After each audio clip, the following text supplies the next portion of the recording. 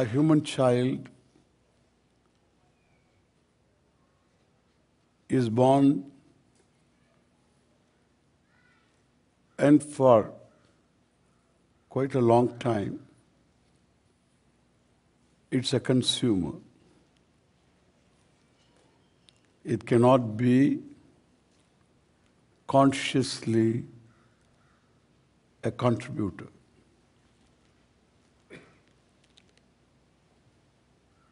It is helpless. It doesn't know even how to survive. Even though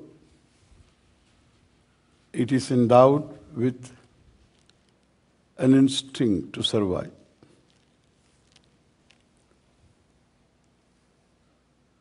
It needs the help of mother or a foster mother to survive. It can't afford to doubt the person who tends the child. It has to totally surrender. As one surrenders to an anesthesiologist, it has to totally surrender. That implies a lot of trust.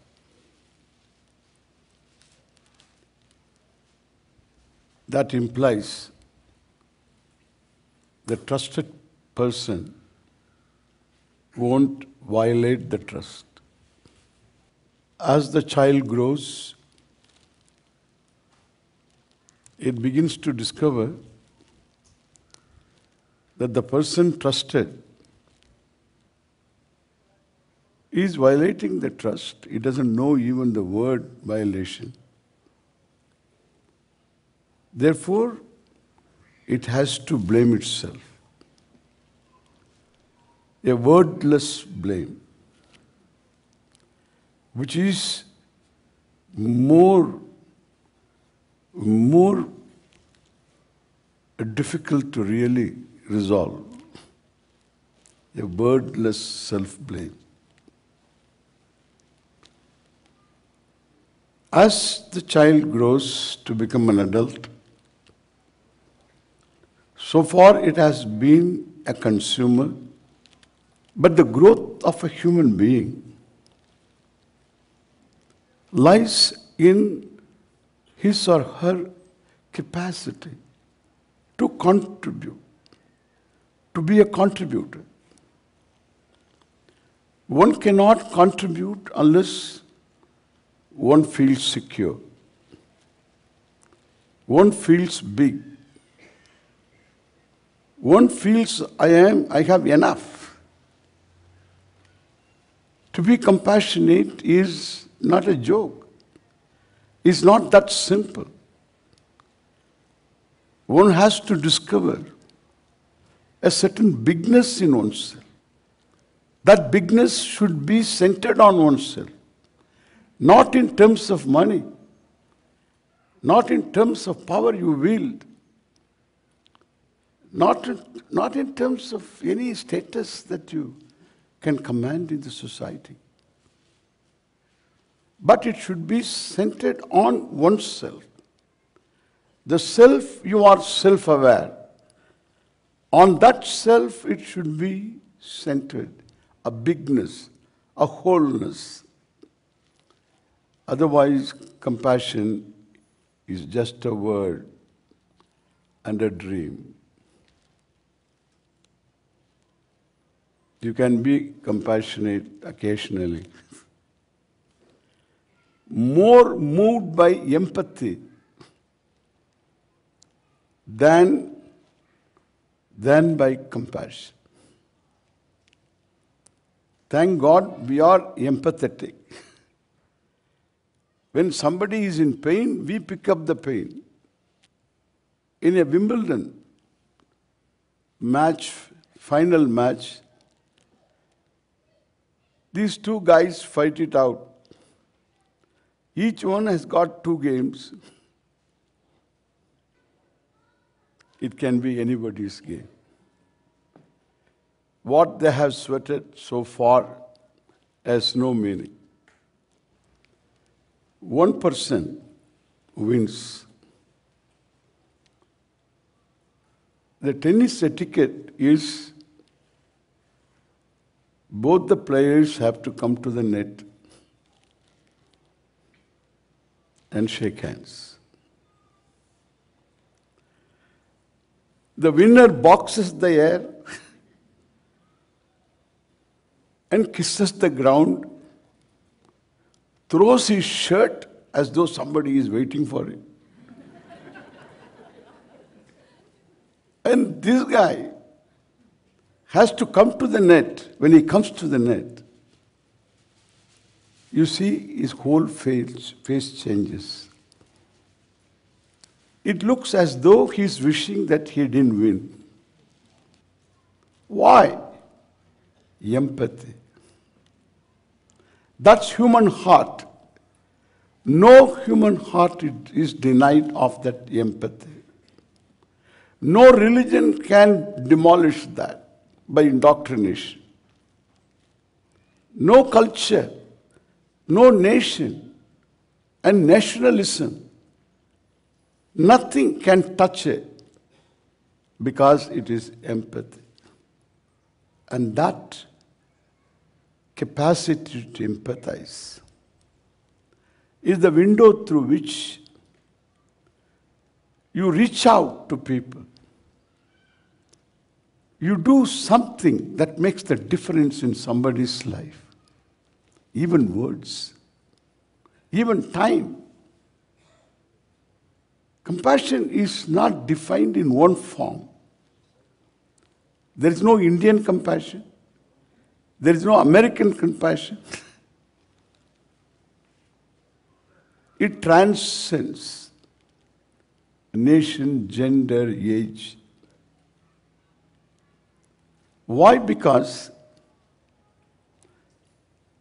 it is there in everybody.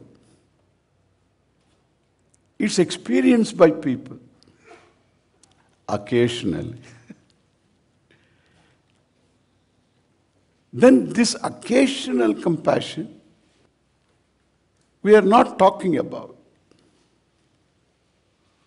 It will ever remain occasional. By mandate, you cannot make a person compassionate.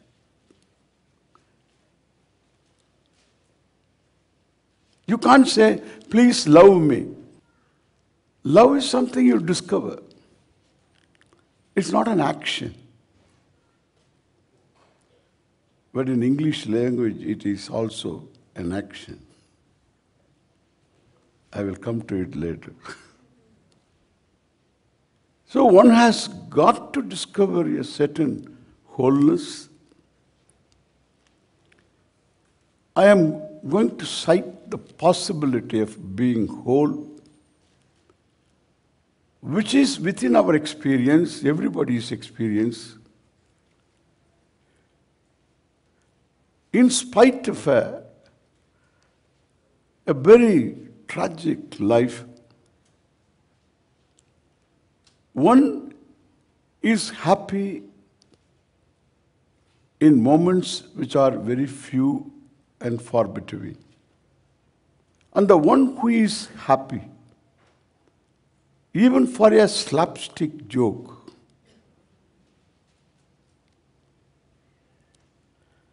accepts himself and also the scheme of things in which one finds oneself. That means the whole universe, known things and unknown things, all of them are totally accepted because you discover your wholeness in yourself. The subject, me, and the object, the scheme of things, fuse into oneness. An experience nobody can say, I am denied of. an experience common to all and sundry. That experience confirms that in spite of all your limitations, all your wants, desires unfulfilled, and the credit cards, and layoffs, and finally baldness, you can be happy. The extension of the logic is that you don't need to fulfill your desire to be happy. You are the very happiness, the wholeness that you want to be. There is no choice in this. That only confirms the reality that the wholeness cannot be different from you, cannot be minus you. It has got to be you. You cannot be a part of wholeness and still be whole. A moment of happiness reveals that reality, that realization, that recognition. Maybe I am the whole. Maybe the Swami is right. Maybe the Swami is right. You start a new life. Then everything becomes meaningful. I have no more reason to blame myself. If one has to blame oneself, one has got million reasons plus many. But if I say, in spite of my body being limited, if it is black, it is not white. If it is white, it is not black. Body is limited. Any which way you look at it, limited. Your knowledge is limited, health is limited, and powers therefore limited, and the cheerfulness is going to be limited. Compassion is going to be limited. Everything is going to be limitless. You cannot command compassion unless you become limitless, and nobody can become limitless. Either you are or you are not. Period. And there is no way of your being not limitless too. Your own experience reveals, in spite of all limitations, you are the whole. And the wholeness is the reality of you. When you relate to the world, it is love first. When you relate to the world, the dynamic manifestation of the wholeness is what we say, love. And itself becomes compassion. If the object that you relate to evokes that emotion, then that again transforms into giving, into sharing. You express yourself because you have compassion. To discover compassion, you need to be compassionate. To discover the capacity to give and share, you need to be giving and sharing. There is no shortcut. It is like swimming by swimming. You learn swimming by swimming. You cannot learn swimming on a foam mattress and enter into water. You learn swimming by swimming. You learn cycling by cycling. You learn cooking by cooking, having some sympathetic people around you. To eat, what do you cook? Okay.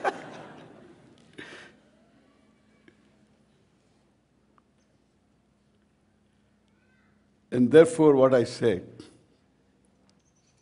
you have to fake it and make it.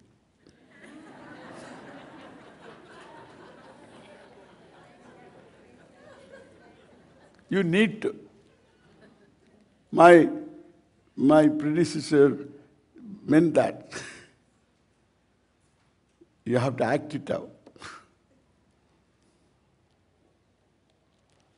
You have to act compassionately. There is no verb for compassion. But you have an adverb for compassion. That's interesting to me. You act compassionately. But then how to act compassionately if I don't have compassion? That is where you fake. You fake it and make it. This is the mantra of United States of America. You fake it and make it. You act compassionately as though you have compassion. Grind your teeth. Take all the support system. If you know how to pray, pray.